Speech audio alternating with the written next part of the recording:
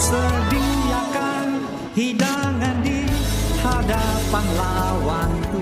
Engkau mengurapi kepalaku dengan minyak baru.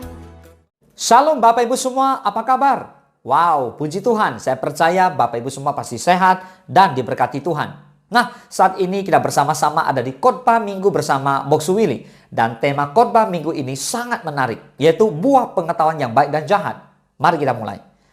Apakah kita termasuk orang yang pernah bertanya-tanya, mengapa manusia tidak boleh memakan buah pengetahuan yang baik dan jahat?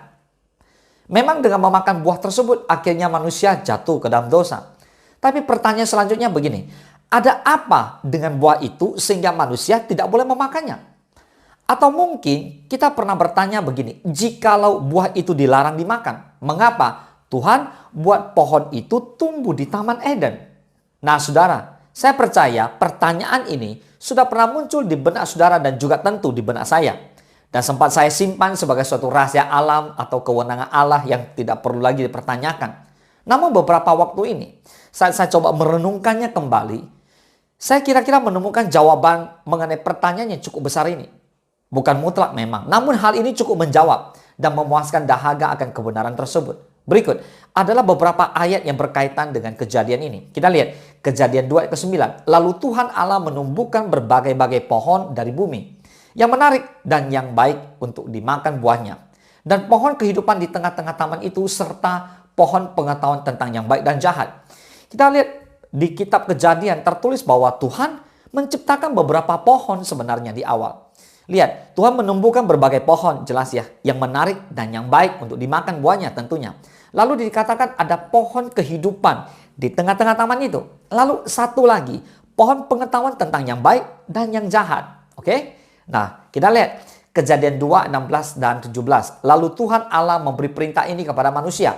Semua pohon dalam taman ini boleh kau makan buahnya dengan bebas. Tetapi pohon pengetahuan tentang yang baik dan yang jahat itu janganlah kau makan buahnya. Sebab pada hari engkau memakannya, pastilah engkau mati. Artinya dari awal Tuhan sudah melarang manusia untuk tidak makan buah pengetahuan tentang yang baik dan yang jahat itu.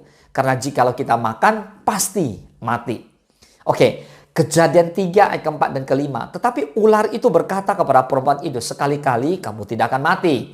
Tetapi Allah mengetahui bahwa pada waktu kamu memakannya, matamu akan terbuka dan kamu akan menjadi seperti Allah, tahu tentang yang baik dan yang jahat. Nah, saudara, tentu saja kita tahu bahwa kematian di sini bukan berbicara tentang kematian secara tubuh atau kematian jasmani. Karena Adam dan Hawa memang tidak mati. Namun mari kita lihat arti dari buah pengetahuan yang baik dan jahat ini. Kata baik dalam bahasa Ibrani adalah top, yang berarti hal yang baik, berkenan, indah, menyenangkan, membawa kebahagiaan, kenikmatan, dan kemakmuran. Sedangkan kata jahat dalam bahasa Ibraninya adalah rah, yang berarti kejahatan, bencana, ketidaknyamanan, tekanan, kesedihan, penderitaan, kesakitan, dan kesalahan.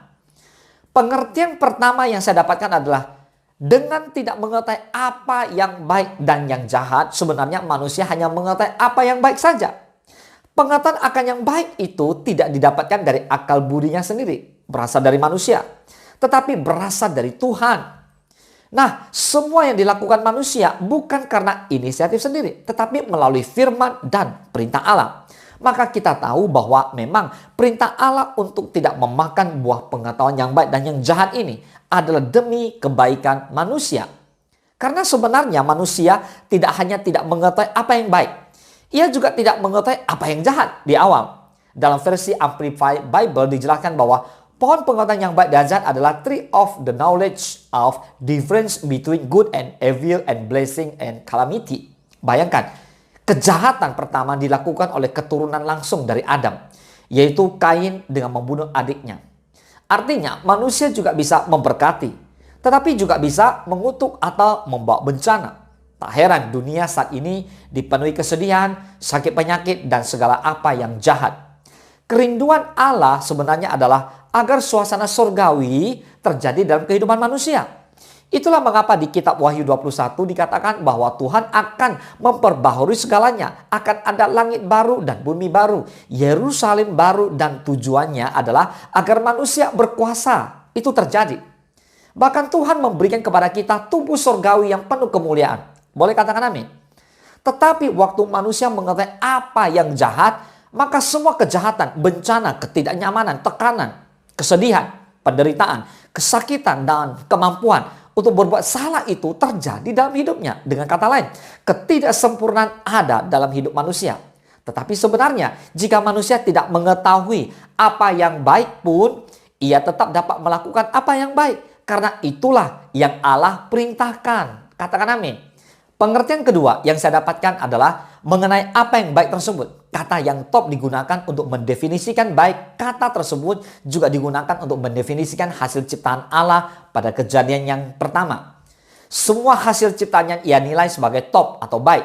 Makanya sebenarnya kata-kata iblis waktu membujuk Hawa di kejadian 3, 4, dan 5 tidak benar sepenuhnya salah. Mengapa? Karena kita lihat bahwa waktu itu karena Hawa tidak dekat dengan Tuhan, makanya Hawa jatuh ke dalam rayuannya iblis. Lihat ya, Hawa yang memilih menjauh dari Tuhan. Hawa jatuh ke dalam dosa akibat mendengarkan iblis dan tidak mendengarkan apa kata Tuhan. Saudara, kita akan memiliki kemampuan untuk menyayangi Allah, katanya. Karena kita memiliki kemampuan untuk menciptakan apa yang baik. Nah, ini benar. Masalahnya, kita juga jadi memiliki kemampuan untuk menciptakan apa yang jahat. Nah, ini yang berbahaya. Namun, ada perbedaan antara apa yang baik dalam versi Allah dan versi manusia. Ya, sebenarnya dengan mengetahui apa yang baik, manusia memiliki kemampuan untuk menciptakan visi, tujuan hidupnya. Itulah mengapa sebenarnya iblis tidak berbohong sewaktu mengatakan kepada Hawa bahwa saat ia akan makan buah tersebut, ia dapat menjadi seperti Allah. Tetapi bukan itu yang Allah kehendaki. Bagi kita manusia yang mengenal siapa Allah kita, tentu kita tahu bahwa pencapaian terbaik adalah jika kita mencapai tujuan yang Allah berikan dalam hidup kita. Boleh katakan amin? Bukan mencapai tujuan yang kita ciptakan sendiri. Jadi dengan mengetahui hal ini, apakah kita masih berpikir bahwa mengetahui apa yang baik itu adalah hal yang baik? Lihat. Dan yang terakhir ini, dengan memakan buah itu, manusia resmi diusir dari Taman Eden. Dan itu juga berarti mereka tidak memiliki kesempatan lagi untuk memakan buah dari pohon kehidupan, the tree of life. Nah, saudara, kata kehidupan di sini menggunakan kata chai yang berarti kehidupan, kesegaran, kekuatan, kumpulan, kemampuan untuk menghasilkan keturunan. Bukankah itu juga yang seringkali manusia alami sekarang? Sering kita merasa lemah, putus asa, dan cenderung merasa sendiri, lonely. Nah, yang Allah rindukan, saudara, adalah agar manusia memperoleh hidup yang sejati atau hidup yang kekal. Yohanes 3:16 dikatakan, karena begitu besar kasih Allah akan dunia ini, sehingga ia telah mengaruniakan anaknya yang tunggal, supaya setiap orang yang percaya kepadanya tidak binasa, melainkan beroleh hidup yang kekal. Saudara, jelas Yohanes 3:16 berkata bahwa Yesus datang ke dunia agar manusia yang percaya kepadanya tidak binasa, melainkan beroleh hidup yang kekal.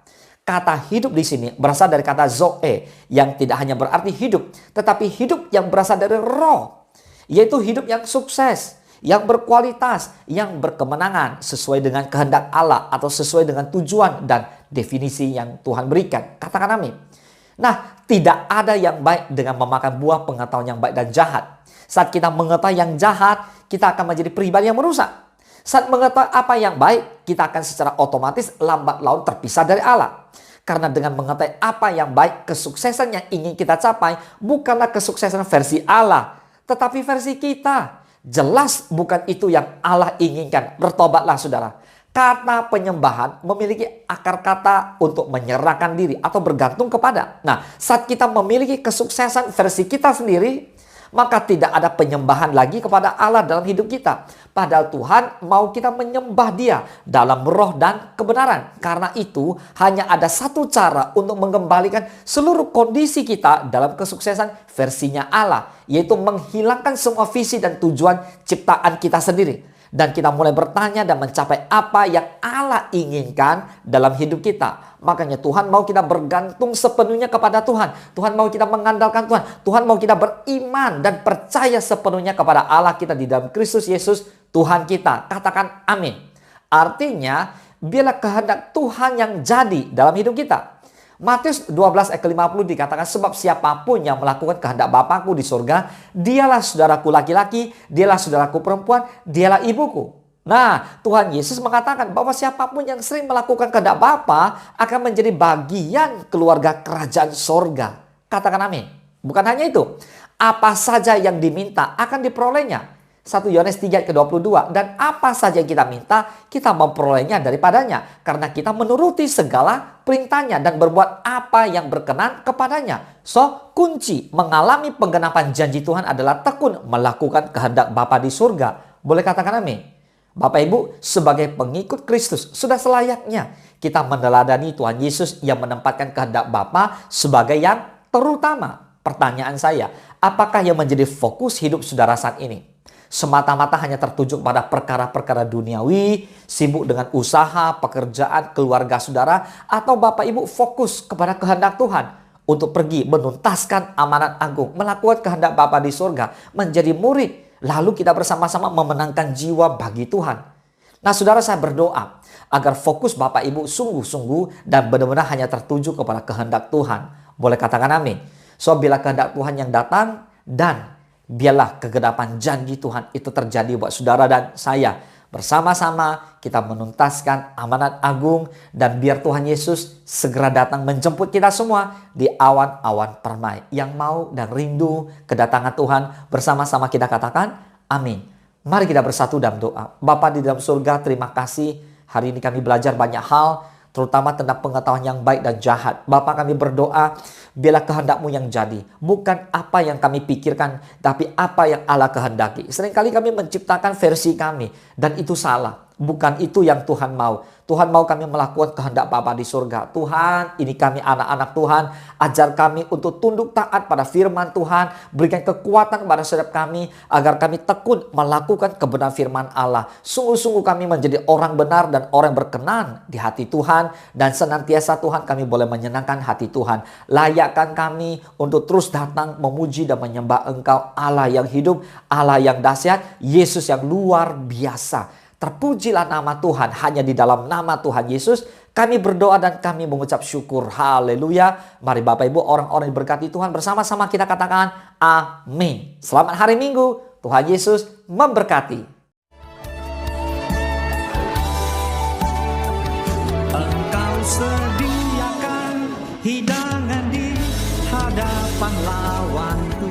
Engkau mengurapi kepalaku dengan minyak baru. Ku sembah Kau Tuhan, ku sembah Kau Yesus. Ku tinggikan nama-Mu di atas segalanya. Ku sembah